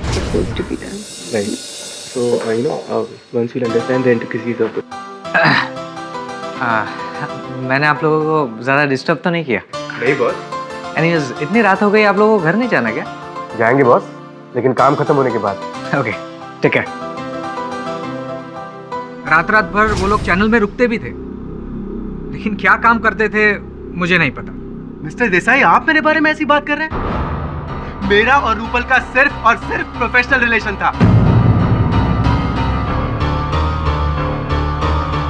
रात भर जग के मैं चैनल की टीआरपी बढ़ाने के लिए काम कर रहा था। सौरभ, ये बात मैं ऑलरेडी अदालत में बता चुका हूँ, और तुम्हारी काबिलियत पे मुझे कभी भी कोई शक नहीं था। ये बात तुम भी अच्छी तरह से जानते हो, राइट? लेकिन योर ऑनर, जब मैंने रूपल को सौरभ की जगह पे प्रमोट किया तो मैंग ये काफी मुझसे खफा थे। यहां तक कि मेरी कैबिन में भी आए और मुझसे झगड़ने लगे। मिस्टर देसाई, मुझे आपसे कुछ अर्जेंट बात करनी है right now. Call you back. इतने गुस्से में क्यों बात कर रहे हो? लेकिन तो क्या करूं, आपके चैनल का सबसे पुराना रिपोर्टर हूं मैं। सोचा था सौरभ के मर्डर केस में फंसने के बाद मेरे लिए गोल्डन चांस था, पर नहीं, वो चांस आपने रूपल को दिया, जो एक वक्त मेरी असिस्टेंट हुआ करती थी, उसे सीधा मेरा सीनियर बना दिया। ये मैं बिल्कुल सहन नहीं करूंगा मिस्टर देसाई। जिस तरह सौरभ की करियर क्या लाइफ बर्बाद हुई है ना, उसी तरह मैं रूपल की लाइफ भी बर्बाद करके रहूंगा। ऐसा मजा छकाऊंगा उसे कि इस जन्म क्या, अगले जन्म तक याद रखेगी। रूपल जी को मजा चखाने वाले भद्र पुरुष आप ही हैं महक जी। नहीं मिस्टर भट्ट, उस वक्त मैं काफी गुस्से में था, इसलिए ऐसा बोल गया। मेरा कुछ ऐसा इरादा नहीं था। अगर आपके सामने आपके जूनियर को प्रमोशन मिल जाए और आप वहीं के वहीं चिपके रहे तो थोड़ा तो बुरा लगता है, पर थैंक गॉड मिस्टर देसाई को रेजिग्नेशन सौंपते ही मुझे एक ओवरसीज चैनल में चीफ न्यूज रिपोर्टर का जॉब मिल गया। हाँ, राइट। अगर मुझसे भूल नहीं हो रही तो ये वही सिंगापुर वाली चैनल है जिसमें मंत्री तिवारी जी के साले साहब की भागीदारी है। अब सीधा मेरे मन में ये प्रश्न उठता है कि ऐसा क्या किया आपने मंत्री तिवारी साहब को प्रसन्न करने के लिए, जिसके कारण उन्होंने आपको वहां सिंगापुर वाले चैनल में चीफ रिपोर्टर की नौकरी देके प्रसन्न किया। आपकी तो बोलती बंद हो गई। मंत्री जी से पूछता हूँ, तिवारी साहब मयंक को कब से जानते हैं? अब इतना कहाँ याद रहता है, कितने जर्नलिस्ट मिलते रहते हैं, मयंक भी कभी मिला होगा। हाँ, क्योंकि पहले कभी आपको उसके साथ नहीं देखा, तो आजकल बड़ी घोर साठगांठ चल रही है आप दोनों के बीच।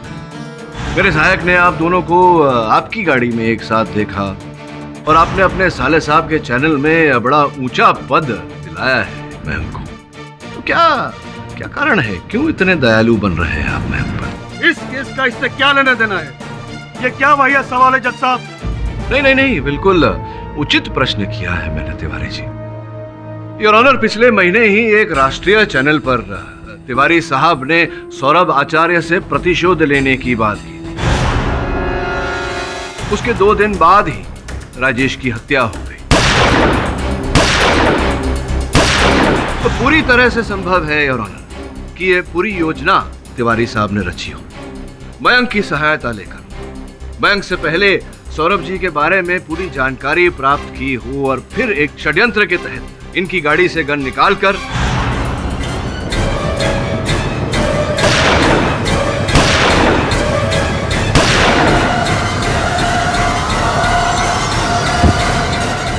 ये क्या बकवास है पाठक जी? एक तो मुझ जैसे वरिष्ठ मंत्री को यहाँ कटघरे पे खड़ा किया, यही बहुत है। ऊपर से आप मुझ पर घिनौना इल्जाम लगा रहे हो। होश में तो हो आप? हाँ, मैं तो होश में हूँ मंत्री महोदय, लेकिन आप आक्रोश में हैं और इसी आक्रोश के चलते आपने राजेश की हत्या की। और जब रूपल को आपके और मयंक के इस मिलीभगत के बारे में पता चला तो आपने रूपल को भी मरवा दिया। और मयंक ने इस योजना में आपका साथ दिया, इसीलिए आपने अपने साले साहब की चैनल में उसे इतने उच्च पद पर नियुक्त किया या नहीं? टेढ़ी पाठक, तुझे अंदाजा नहीं है तू किससे पंगा ले रहा है? दिल्ली तक पहुंच है मेरी, तू मेरा कुछ नहीं बिगाड़ सकता।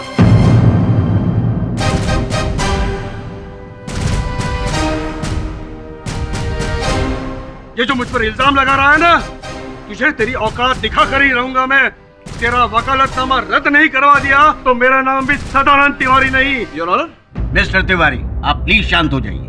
जनता के प्रतिनिधि होकर इस तरह का अभद्र व्यवहार आपको शोभा नहीं देता। यह अदालत तब तक किसी को भी गुनहगार नहीं मानती जब तक आरोप पूरी तरह साबित नहीं हो जाता।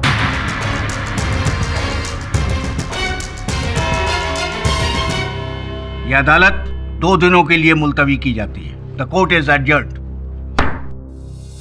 2 ही दिन बचे हैं वरुण, और इन 2 दिनों में हमें बहुत कुछ पता लगाना है। वैसे इस समय मेरा संदेह सिमट कर 2 लोगों पर आ गया है, अशोक और तिवारी। सर, मयंक भी तो है। नहीं वरुण, मेरा अनुमान में मयंक केवल एक कठपुतली है जिसकी डोर तिवारी जी के हाथों में। वैसे ये जो अशोक ने खुलासा किया है नया, मुझे गहरी सोच में डाल दिया है। नहीं, वास्तव में रूपल और सौरभ के बीच कोई आपत्तिजनक संबंध तो नहीं था, जिसके कारण पहले राजेश सौरभ को ब्लैकमेल कर रहा था और फिर अशोक रूपल को। सर, अगर सौरभ हमसे एक बार झूठ बोल सकता है तो 2 बार क्यों नहीं? काश वो सीडी गुम नहीं हुई होती तो आज इस रात से पर्दा उठ चुका होता कि अशोक कितना सच बोल रहा है। झूठ बोल रहा है वो। सौरभ मुझे धोखा नहीं दे सकते। उस दिन अदालत में जब उन पर वो गंदा इल्जाम लगाया जा रहा था, तब मुझे रियलाइज हुआ कि मुझसे कितनी बड़ी गलती हो गई। वरुण, मैंने तुमसे झूठ बोला था। उस रात तुम्हारी डायरी मैंने चुराई थी जिसमें तुमने वो सीडी रखी थी। तो फिर आपने मुझे बताया क्यों नहीं? क्योंकि घर जाते वक्त वो बैग मुझसे ऑटो में छूट गया। इतनी मुश्किल से एक सबूत मिला था, उससे मैं अपने हस्बैंड को बेगुनाह साबित कर सकती थी, लेकिन मैंने वो भी खो दिया। बैठिए, हम बैठिए।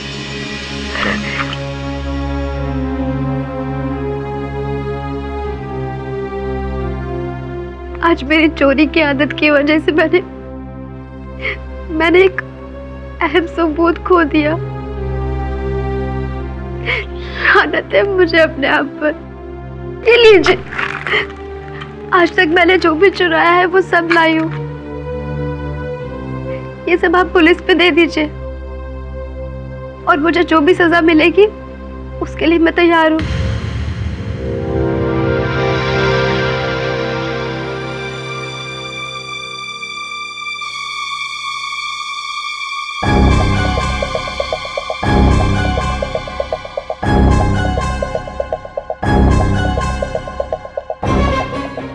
लग रहा है कि ये घड़ी मैंने रूपल के हाथ में देखी थी।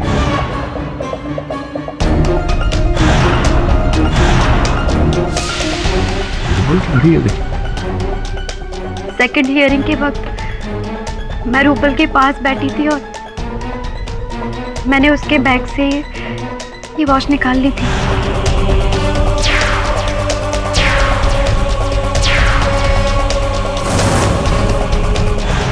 अब वो तो इस दुनिया में नहीं रहे, लेकिन प्लीज मिस्टर पाठक, ये वॉच आप उसके घर वालों तक पहुंचा देना और प्लीज मेरी तरफ से सॉरी कह देना।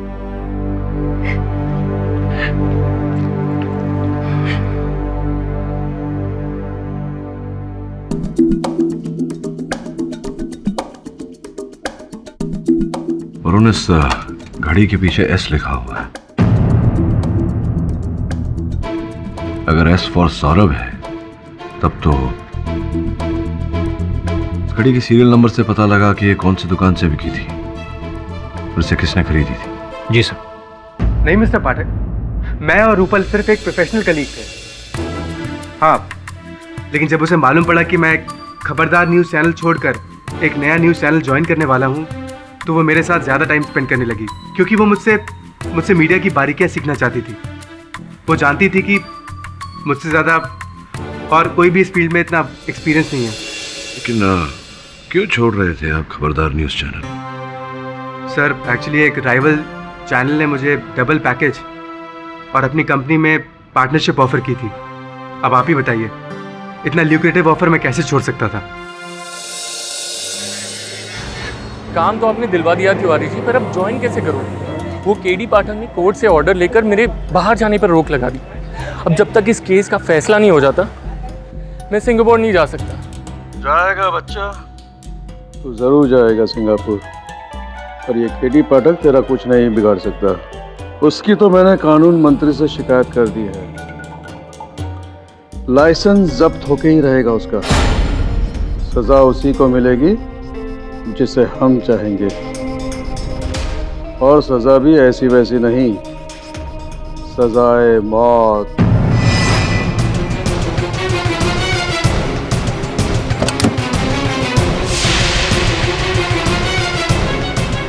तुम देखो, मैं किसी को कुछ नहीं बताऊंगा। मानना नहीं, मैं किसी को कुछ नहीं बताऊंगा। प्लीज नहीं मानना। सर, अशोक मरा तो नहीं, लेकिन बहुत बुरी तरह घायल हो गया, कोमा में। प्रश्न ये उठता है कि जानलेवा हमला किसने किया उसमें, और उससे भी महत्वपूर्ण क्यों किया? पुलिस क्या कहती है इस बारे में? पुलिस का कहना है कि उन्हें कोई सुराग नहीं मिला, लेकिन मैं आपके लिए बैलिस्टिक रिपोर्ट की कॉपी लेकर आया।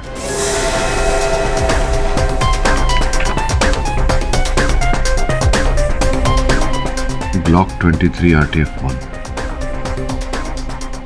ग्लॉक 23 RTF-1 नहीं। रूपल मर्डर केस की बैलिस्टिक रिपोर्ट कहाँ है? सिड्रॉन।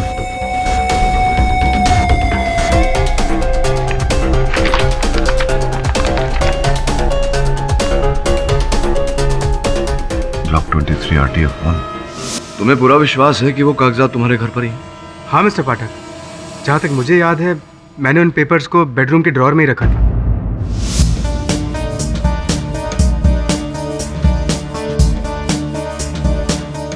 Good job. जैसा कि मैंने सोचा था वैसा ही है। मैं इन कागजात को लेकर अदालत जाता हूँ तो अस्पताल चल, और जैसे ही अशोक को होश आ जाए मुझे फोन करना। जी सर।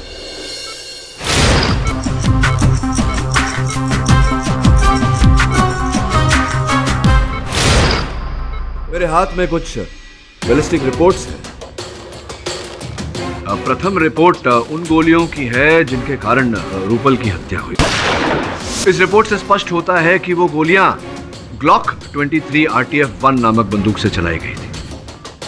द्वितीय रिपोर्ट योर ऑनर उन गोलियों की है जिससे अशोक पर हमला किया गया। इस रिपोर्ट से स्पष्ट होता है कि वो गोलियां भी ग्लॉक 23 RTF-1 से चलाई गई।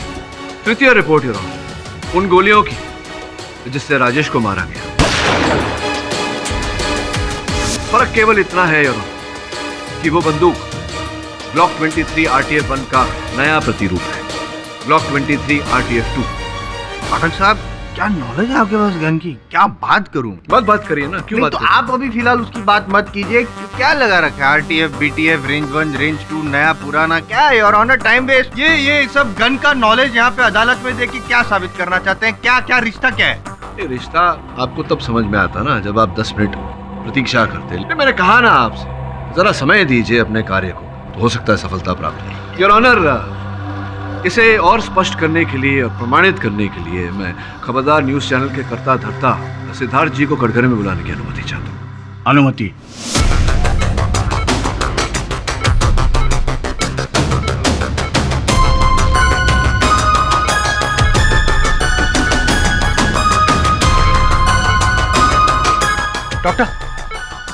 डॉक्टर देसाई साहब, बताइए अदालत को कृपया कि सौरभ को अपनी आत्मरक्षा के लिए वो गन आप ही ने दी थी। गन का मॉडल क्या था देसाई साहब? मॉडल, हाँ, लेकिन वो वही गन थी जो पुलिस को कार में से बरामद हुई थी, जिससे राजेश की हत्या हुई, यानी कि हत्या का औजार बैलिस्टिक रिपोर्ट के अनुसार ब्लॉक 23 RTF-2। राइट। ये बताइए कि जो गन आपने दी थी सौरभ को, उसके साथ में गन के कागजात भी दी थे। हाँ? उन कागजातों पर क्यों ऐसा लिखा है कि आपने जो गन सौरभ को दी थी वो ब्लॉक 23 RTF-2 नहीं, ब्लॉक 23 RTF-1 थी, उससे पुराना मॉडल। यानी कि आपने ये पिस्तौल नहीं दी थी उसे आपने ब्लॉक 23 RTF-1 दिया था। वही मॉडल की गन योर ऑनर, जिससे रूपल पर गोलियां चलाई गई, जिसके कारण रूपल की जान गई। वही गन योर ऑनर, जिससे अशोक पर गोलियां चलाई गई, और अशोक इस समय अस्पताल में जीवन और मृत्यु के बीच संघर्ष कर रहा है। क्या मैं सही कह रहा हूं या नहीं? मिस्टर पाठक, मेरी खुद समझ में नहीं आ रहा है आप क्या बोल रहे हैं। खुद बात है देसाई साहब, इतनी सरल सी बात आपको समझ में नहीं आ रही। सिंपल योर ऑनर, जब देसाई साहब ने सौरभ को वो बंदूक दी ही नहीं थी, तो फिर उस बंदूक से सौरभ किसी की हत्या कैसे कर सकता है?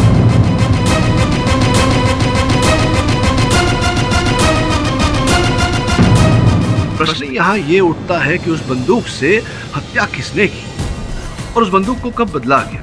योर ऑनर, स्पष्ट है कि ब्लॉक 23 RTF-2 से, यानी कि इस बंदूक से, नए मॉडल से राजेश को मारा गया, और फिर वो बंदूक इनके गाड़ी में पड़ी हुई बंदूक से बदली गई। किसने बदली? देसाई साहब।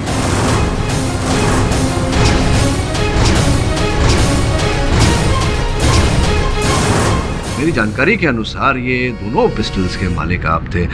2009 में आपने ब्लॉक 23 RTF-1 खरीदा, और उसके 4 साल बाद जब उसका नया मॉडल आया RTF-2, तब आपने बाजार से वो भी खरीदा।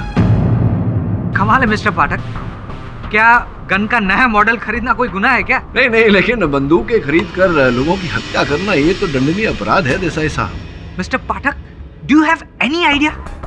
मैं इतनी बड़ी चैनल चलाता हूँ, सोसाइटी में, मीडिया में मेरी एक इमेज है, और आप ये कह रहे हैं कि ये सारे कत्ल, ये सारे मर्डर्स मैंने किए हैं? और ये सब मर्डर करने के बाद मैं एक ऐसे आदमी को फंसाऊंगा जो मेरी चैनल का इतना बड़ा रिपोर्टर है, नंबर 1 रिपोर्टर है, उसी को मैं फंसाऊंगा? नंबर 1 रिपोर्टर आपके चैनल का अगर जाकर किसी प्रतिद्वंदी चैनल से जुड़ना चाहे, तब तो गुस्सा तो आएगा आपको, जैसे कि आया, और आपने जो किया वो किया। क्या सौरभ चैनल छोड़ने वाला था? आपको पता नहीं था इस बात का? नहीं, इसने मुझे कभी नहीं बताया। हाँ, मैंने मिस्टर देसाई को इसके बारे में कुछ नहीं बताया था। मैंने ये बात सिर्फ रूपल से डिस्क्लोज की थी। इसके अलावा भी और कई सारी ऐसी बातें होंगी जो आपने सिर्फ और सिर्फ रूपल के सामने डिस्क्लोज की होगी। आई एम सॉरी टू से, मैं नहीं कहता, लेकिन शायद लोग सही कहते हैं, और अशोक ने भी जो सीडी में देखा होगा वो शायद सही होगा। अशोक ने तो बहुत कुछ देखा है देसाई साहब, अपने हत्यारे का चेहरा भी देखा है। बस उसके होश में आने की प्रतीक्षा कर रहे हैं हम। जैसे ही वो होश में आ जाएंगे, असल हत्यारे का चेहरा सामने आ जाएगा। तो इंतजार कीजिए मिस्टर पाठक, कौन मना कर रहा है आपको? इंतजार कीजिए, पर मेरी बाल के खाल निकालने पर आप क्यों तुले हुए हैं? केवल वार्तालाप कर रहा हूँ आपसे, भेंट देने का बड़ा शौक है आपको। कि ये से एक बड़ी प्यारी सी महंगी सी घड़ी है मेरे जेब में नहीं। अब ये मत कहना कि इस घड़ी को आप नहीं पहचानते। हाँ मैं बताऊं यार आप? नहीं, ये घड़ी मैंने रूपल को दी थी। अब आप कहेंगे कि मेरा और रूपल का कोई चक्कर था, राइट? प्रश्न पूछने से पहले ही आप भाग गए और आपने उत्तर दे दिया। वाह क्या बात है। Mister KD Pathak, for your kind information, हाँ मैंने रूपल को ये घड़ी दी थी क्योंकि उसने एक बहुत अच्छी योर ऑनर एक डॉक्यूमेंट्री बनाई थी, उसके लिए मैंने उसको ये घड़ी दी थी। Mister Pathak, that was a gift. ये तो समय बताएगा। ये बताइए आपकी इस घड़ी के अतिरिक्त आपने और भी भेंट दिए थे, रूपल को दिए थे।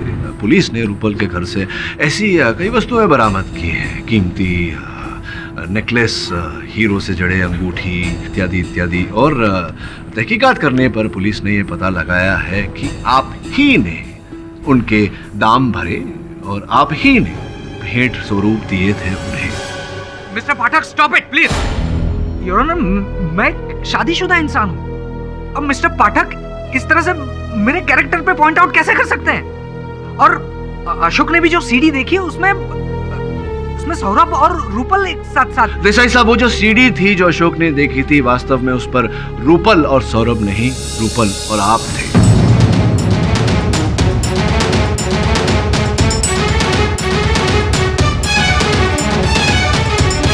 राजेश आपको ब्लैकमेल कर रहा था, आपसे लाखों रुपए ऐंठ रहा था।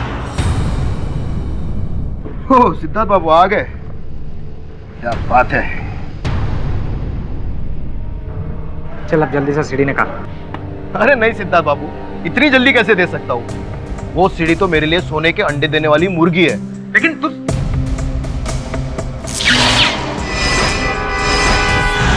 तो कुल मिला के वास्तविकता ये है देसाई साहब कि आप राजेश को पैसे देते देते तंग आ चुके थे। फिर एक दिन अचानक आपने राजेश को अपने ही ऑफिस में सौरभ से मिलते हुए देखा।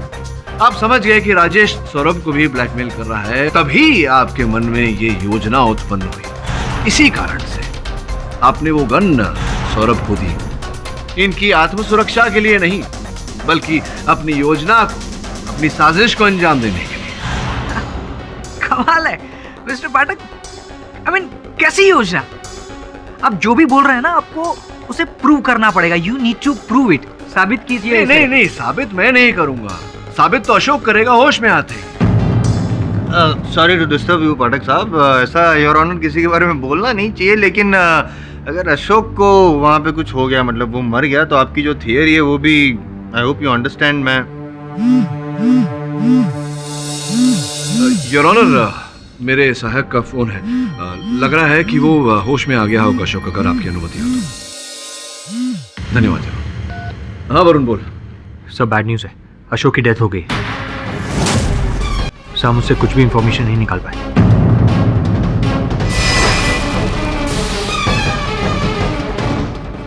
अच्छा, क्या बात है? That's good news Varun. होश आ गया अशोक को?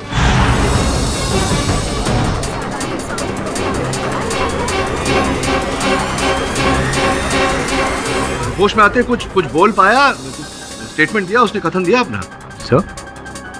हाँ, मैं समझ रहा हूँ कि मैं बोल नहीं पा रहा, गोली लगी हूँ, तो किसी का नाम तो लिया होगा। किसका नाम लिया? साहब ने ठीक से सुना नहीं, उसकी डेथ हो गई है। होश में कैसे आएगा वो? अच्छा,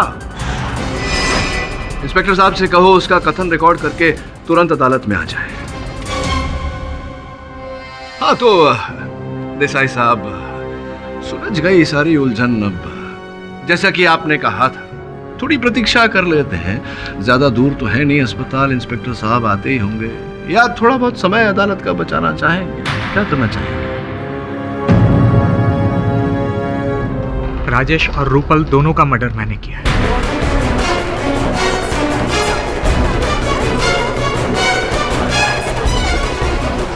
अशोक पर भी मैंने ही हमला किया और सौरभ को भी मैंने ही फंसाया। जब मुझे पता चला कि सौरभ राजेश से मिलने जाने वाला है, मुझे किसी भी कीमत पर वो सीढ़ी चाहिए। तुम्हें जितने पैसे चाहिए उतने पैसे बोलो, लेकिन मुझे आज के आज ये केस रफा दफा करना है, ठीक है? फिर तो पूरा एक खोखा लगेगा साहब। क्या? और अगर हाँ आज के आज वो सीढ़ी चाहिए तो आज रात 10 बजे गोराई बीच में मिलो। नहीं 10 बजे नहीं, थोड़ा जल्दी मिलो, क्योंकि आज रात 10 बजे मैंने तुम्हारे ऑफिस के एक क्लाइंट को टाइम दिया। ठीक है। करीबन 9:45 बजे मैं वहां पे पहुंच गया। मैं वहां पे सिर्फ बंदूक और खाली बैग लेके गया था, क्योंकि पैसे तो मुझे उसे देने नहीं थे। मैंने जाने के साथ ही उस पर अटैक कर दिया।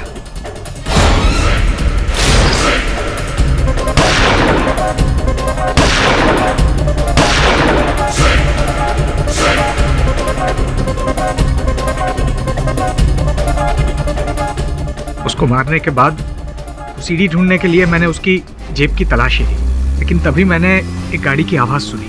मुझे पता लग गया कि ये गाड़ी शायद सौरभ की हो सकती है, इसीलिए जाके मैं झाड़ियों में छुप गया। और जैसे ही मौका मिला मैं सौरभ की गाड़ी के पास गया। मैंने सौरभ की गाड़ी खोली और गन एक्सचेंज कर ली।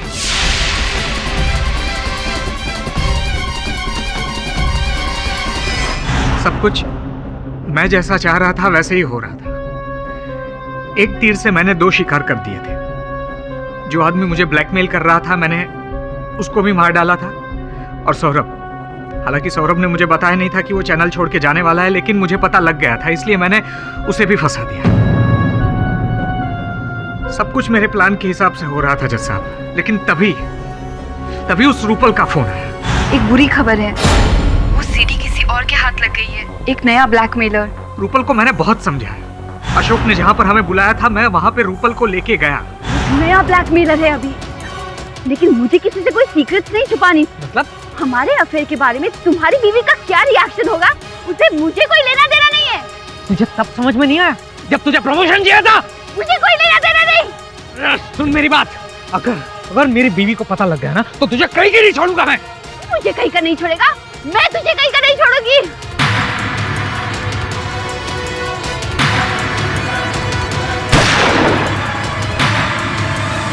रूपल का मर्डर करने के बाद मैं वहां से भाग सकता था, लेकिन मैं भागा नहीं, क्योंकि मैं जानना चाहता था कि वो ब्लैकमेलर है कौन। और तभी नकाब पहन के वहां पे अशोक आया। रूपल की लाश देख के वो भागने लगा। अशोक तू? मैंने कोई खून नहीं किया। तू ही रूपल को ब्लैकमेल कर रहा था ना? बोल, सीढ़ी किधर? सीढ़ी कहाँ है? सीढ़ी थी लेकिन लगता है गिर गई। मैं और अशोक सीढ़ी ढूंढने लगे कि तभी वहां पे वरुण आ गया। इसलिए मैं और अशोक बिना सीढ़ी लिए ही वहां से भाग गए। मैंने उसे 3 लाख रुपए दिए सीढ़ी का राज छुपाने के लिए, और ऊपर से और 5 लाख रुपए दिए सौरभ के बारे में झूठी गवाही देने के लिए। देसाई साहब, आपको अशोक को मारने की जरूरत क्यों पड़ी? क्योंकि इतने पैसे देने के बावजूद भी वो मेरा राज खोलना चाहता था। मेरे पास और कोई ऑप्शन नहीं था, इसीलिए मैंने तय किया कि मैं इसका भी खून कर दूंगा।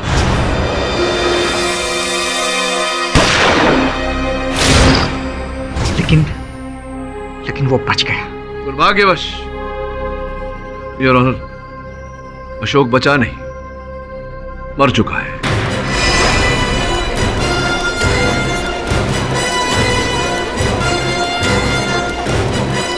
आपने एक नहीं 3 खून किए हैं देसाई साहब। अभी तो आपने कहा कि वो मरा नहीं, बच गया है, और उसका स्टेटमेंट। देसाई साहब, कभी कभी सीधी उंगली से घी ना निकले, थोड़ी टेढ़ी कर लेनी चाहिए। Defence rest. सभी पक्षों और गवाहों को सुनने के बाद यह अदालत सौरभ आचार्य को इस केस से बाइज्जत बरी करती है और सिद्धार्थ देसाई को इन तमाम हत्याओं के जुर्म में फौरन हिरासत में लेने का हुक्म देती है। The case is close. ना, इस समय मैं आपसे कुछ कहना चाहता हूँ। सुना है कि आप छुट्टी पर जा रहे हैं। थक गया। क्या बात है। ऑल द बेस्ट आपके सफर के लिए। आप जाकर वहाँ ताज़ी हवा में सांस लीजिए, और आपके यहाँ ना होने से जो ताज़ी हवा यहाँ उत्पन्न होगी हम उसमें सांस लेंगे। क्यों? और भी दिलचस्प कहानी देखने के लिए हमारे चैनल को सब्सक्राइब करें और बेल आइकॉन दबाना न भूलें।